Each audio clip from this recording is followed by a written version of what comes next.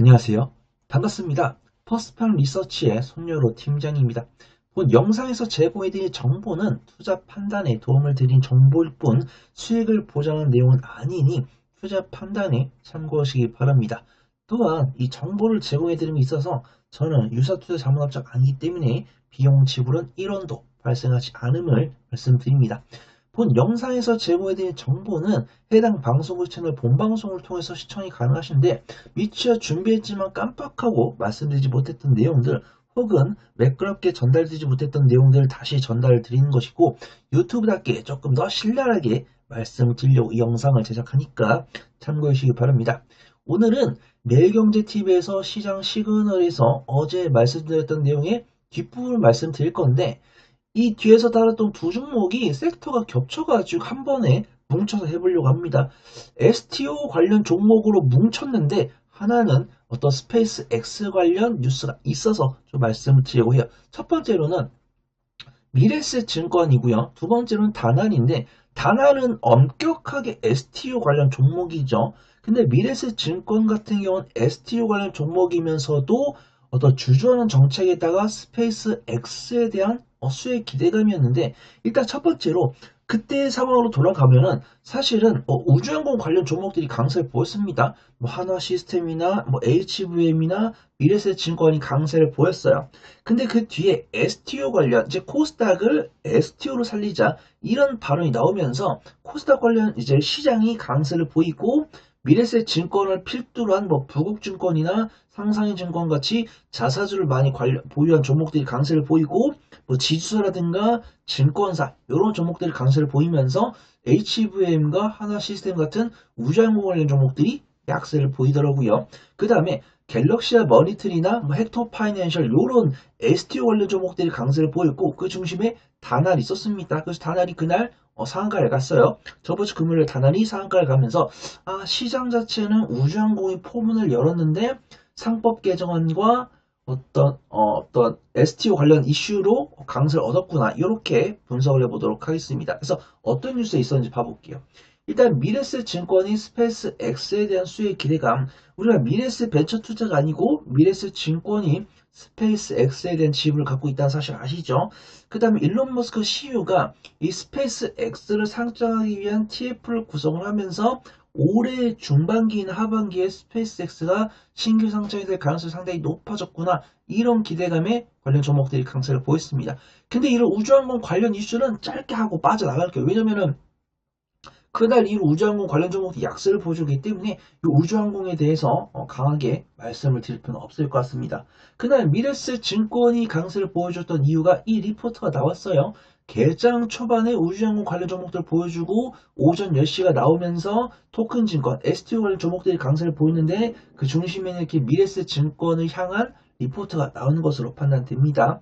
미래세 증권이 주가 강세를 보여주고 있는데 토큰 증권을 진행했을 때는 미래세 증권이 낙수 효과를 얻을 것이다. 이런 표가 있습니다. 그래서 증권업계 일각에서는 미래세 증권이 디지털 자산 밸류체인 확장에 따른 가장 적극적인 행보를 보이는 만큼 디지털 자산 시장 개화 시 혜택을 톡톡히 누릴 것이다. 이렇게 평가를 하고 있습니다.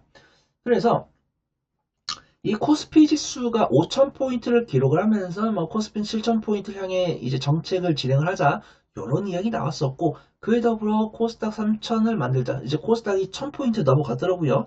코스닥이 1,000포인트를 넘어가자 3,000포인트를 가자 그 밑바탕에는 어떤 코스닥 활성화를 위해서 좀비 기업이라고 볼 수 있는 것들은 상장 폐지를 진행을 하고 코스닥 시장에 조금 긍정적으로 작용할 수 있는 펀드나 기금을 조성하자. 그러면서 제약바이오나 2차 전지를 좀 육성하자.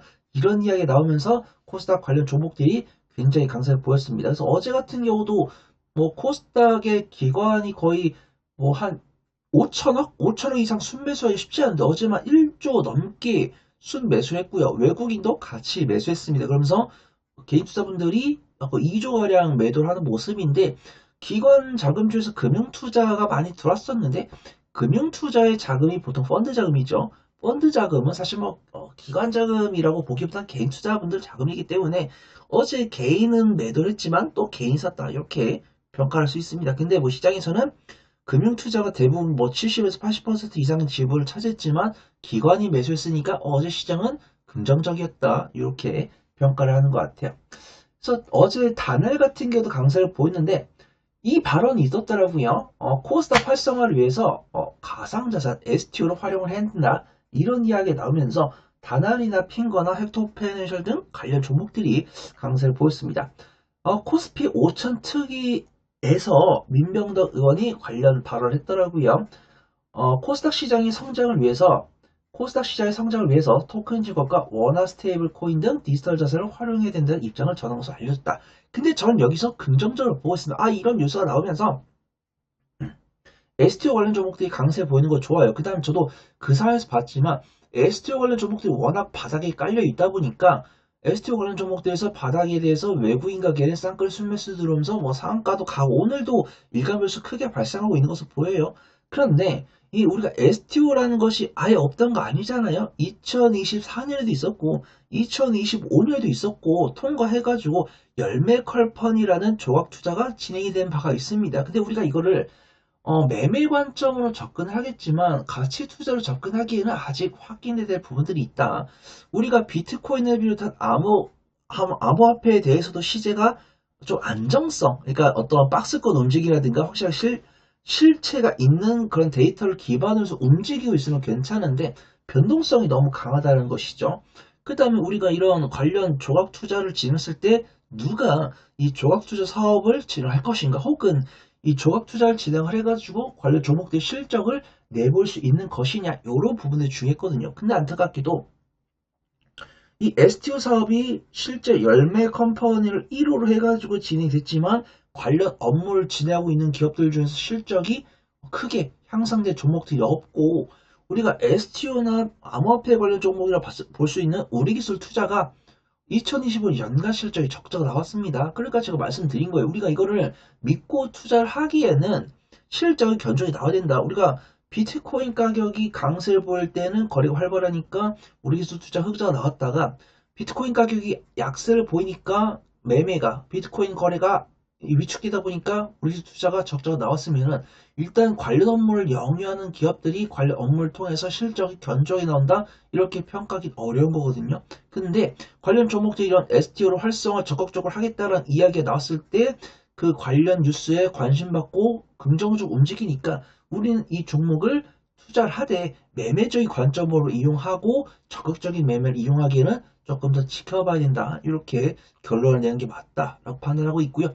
이 부분에 대해서 동의를 못하겠다라고 하신 분들은 반박을 하시면은 우리 반박하신 분의 의견이 맞다. 그걸 좀 말씀을 드리도록 하겠습니다.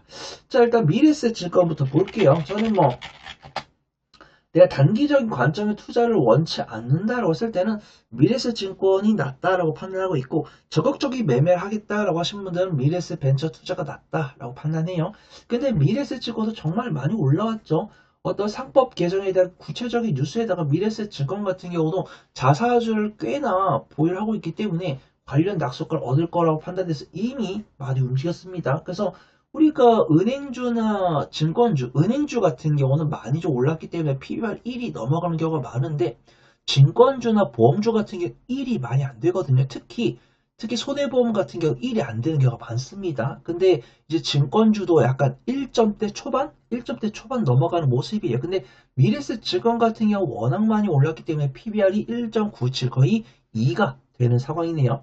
그 다음에 미래세 증권 같은 경우는 매수 괜찮다라고 판단하고 있는데 수급 쪽에 조금 부정적이죠. 외국인과 기관의 매도세가 나오고 있고 단기 차익이죠. 그래서 외국인과 기관의 쌍끌이 순매수에 나온 다음에 어제 오늘 외국인과 기관의 단기 차익 나오면서 이걸 연속 음봉이 났기 때문에 미래세 증권 같은 경우는 긍정적으로 보고 있지만 매수점이 오는 아닌 것 같다.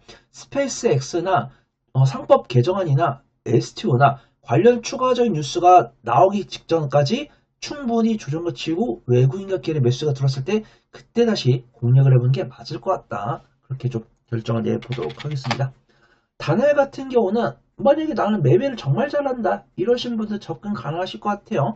근데 단기적인 변동성을 소환하지 않는다라고 하신 분들은 미래세 증권이 낫다 이렇게 판단하고 있고요. 단일 같은 경우는 저번 주 금요일날 미래세 증권과 같이 이제 단일을 상가 갔죠. 상가 간 다음에 갭상승에서 추가 상승이 나오는데 수급이 괜찮네요.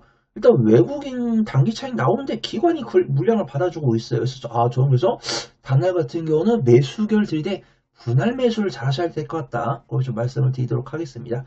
저는요 단기적 변동성은 선호하지 않아가지고 미래세 증권을 매매할래요 라고 하신 분들은 저한테 문의주시면 미래세 증권에 대한 디테일한 매매 전략 말씀드리고 저는 단알 괜찮아 보이는데요 라고 쓸 때는 일단 한 1,400원부터 한 만원까지 분할 매수해가지고 손절가를 한 9,500원에서 9,600원 정도, 그다음 목표가는 플러스 10% 다음에 플러스 5% 단위로 잡아보시면 좋지 않을까 이렇게 판단되고 있고요. 대응은 지금 제가 어떤 수급 동향만 보고 일시적으로 말씀드리는 거지 대응 전략은 꾸준하게 수급 동향이나 주가 움직임이나 시장에 나온 뉴스를 보고서 바꿔나갈 수 있다. 그 부분만 염두를 주시면 좋을 것 같습니다.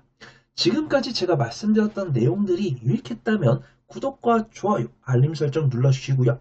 부가적인 정보나 지름들이 필요하신 분들은 영상 주석에 올라온 오픈 카톡방 링크나 영상 말미 우측하게 나오는 QR코드를 통해서 오픈 채팅방에 문의 남겨주시면 성심성의껏 답변 드리도록 하겠습니다. 주석을 못 찾겠거나 폰이 하나밖에 없어서 QR코드를 못 찍겠다 라고 하신 분들은 카카오톡 오픈 채팅방에 손녀로 혹은 퍼플의 손 팀장을 검색해 주시면 제 얼굴 달린 오픈 채팅방이 나옵니다. 거기에 문의 남겨주시면 되겠습니다. 또한 이 정보를 제공해 드림에 있어서 저는 유사투자 자문업자가 아니기 때문에 비용 지불은 1원도 발생하지 않음을 말씀드립니다. 저는 더 좋은 투자 정보로 돌아올게요. 고맙습니다.